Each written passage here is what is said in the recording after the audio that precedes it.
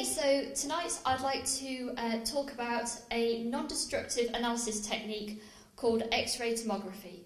And to do this, I'd like you to all imagine a multi-tiered, multi-flavoured wedding cake. Are you imagining it? I see some nods. Excellent. Okay, so in this wedding cake there's lots of different flavours, but I only want sponge cake. So how can I find this out?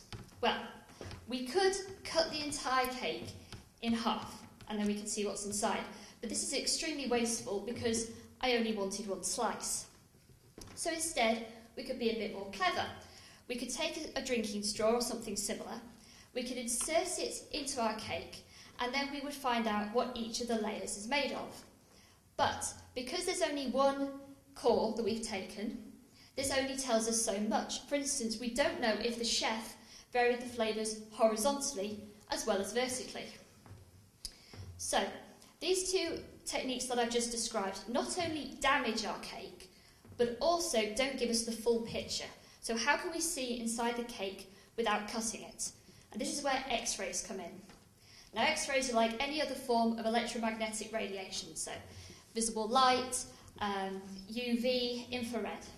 Except X-rays have a high enough energy to pass through objects that visible light can't.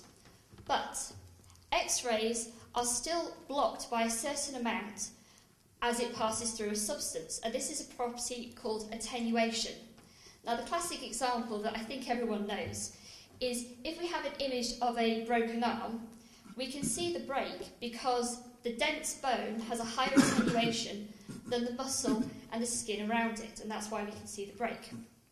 So, now we can see inside our cake, but our final piece of our puzzle, where everything is within the volume of the cake, is yet to be known.